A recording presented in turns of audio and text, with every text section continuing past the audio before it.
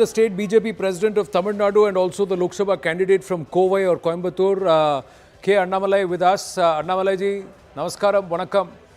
Thank you for speaking with us. Sir. Now, the Namaskaram, BJP sir. is, as per the News 18 mega exit poll, the BJP is slated to, and the NDA is slated to open its account in Tamil Nadu. How would you see this? 1 to 3 seats 1 to 3 is the projection. Like my Congress friends, sir, I'm not going to shoot the messenger. You're only doing your work. You're reading the ground. I think you've traveled extensively. I'm not going to belittle you. You're giving us a direction, and nobody can be accurate with respect to what they are saying. At least the sense of direction you're giving us. And our target of 370 for BJP and 400 for NDA, we believe is intact. And this exit poll is a reaffirmation that we are in the right direction. And coming to Tamil Nadu, we are delighted, sir, with the way that things are shaping up. Very hard campaign. And more than that, your numbers predicting a trend for us. And I always believe in a state in 2019, where the margin of defeat was very, very high, 2.5 lakh, 3.5 lakh, 4 lakh. And there's so much negative swing in 2019. So I always believe exit poll can't accurately capture. Tamil Nadu would always be a difficult state for an exit pollster because it generally swings very massively. It's either here or there.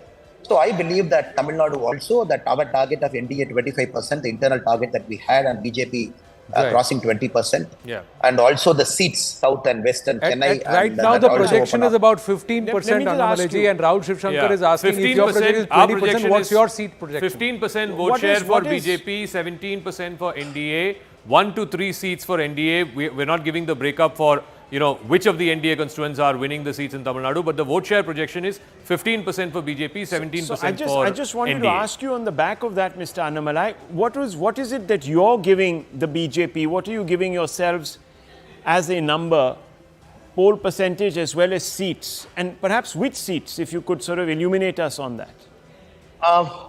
If you ask me, sir, I believe we should be somewhere closing 20% as a BJP party, and closing 25% as NDA, because generally in Tamil Nadu, when you're looking at that kind of a swing, exit poll can't capture this kind of a massive swing, because this is a swing towards BJP from one particular party. Because India alliance in Tamil Nadu is pretty intact alliance for the last 10 years, and different people, they bring their ideological vote share there. So ADMK and BJP, we technically fight for the same vote share. So the extent of vote erosion that has happened for one particular party, exit poll can only give a direction, but I believe it will be very high. That is number one, sir. Number two, if you ask for the seats, South, generally we should have done well. ADMK has significantly weakened there over a point of time. I believe Tirunelveli, I believe Kanyakumari, I believe Ramanathapuram, though it's an independent candidate, O Pannirselvam ji, I believe Theni, I believe Vellore, I believe Coimbatore, I believe Chennai seats. I believe Tanjavur. This kind of seats, generally we're expecting that we should do pretty well. And I believe this seats we should be in the winning race, sir. But in a three-way fight, very close margins. This time you will see the winning margins of BJP also will be very close. But we are confident that God will be kind to us, to Modi ji on June 4th. But the fact is, okay, Smita Prakash of ANI is also with us here in the studio, Annamalai ji. So everybody wants to speak with you. So she has a question for you. Of course, you know what I'm going to ask you. You said double digits, sir. So is it going to be double digits this time? And is this a semi-final before the real battle, which is the battle for the state? And the other question what I wanted to ask you was that do you still hold the view that going with AIADMK as your partner, not going with the AIADMK as your partner was a sensible idea? I'll take your third question first, madam. I am a humble Karyakata of this party, and we don't have any personal egos. The goal is to grow the party, and to grow a party, you have to prove at a particular point of time. And this is your rightful vote share. And last 20 years, BJP, we never contested more than 7 seats. And for the very first time, we are contesting in 19 on our own, 4 in alliance symbols. They are contesting in our symbol. So, very first time in 20 years, for one generation of voters, we have given them an opportunity to vote for BJP. We believe that is where we are in politics. You cannot not have one generation of voters not voting for Modi ji. That we believe is a big sin. So that is number one, madam. So people have voted. That is one. And second, with respect to the alliance coming out, BJP standing on its own, ADMK standing on its own. ADMK, maybe rightfully they felt probably they are going to get a certain segment of votes back. And BJP, rightfully, we felt that we are reading the ground well, and we will prove that we are a party that what others can, Tamil Nadu very notoriously they call us a Nota party. And we wanted to disprove both this in one election, which we took it. And third, Right. If Modi ji is there, if we are not contesting alone during Modi ji's time, in whose time you are going to contest, madam? Such a great person, a phenomenal leader, a person who wanted to unify Bharat both in spirit and letter.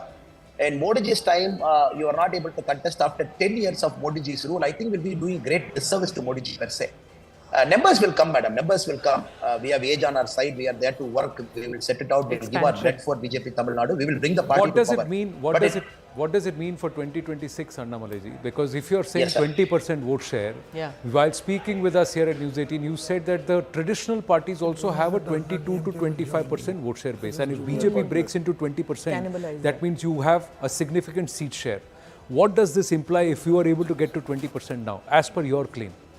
It only implies that a lot of neutral voters will start shifting because they believe that BJP is a bigger party now. It is growing. Number one, sir. Second, with the entry of actor Vijay, a very imminent entry, and who is expected to get a very decent vote share in Tamil Nadu, then you will see a four-corner contest straight away, at least narrative-wise, even before 2026.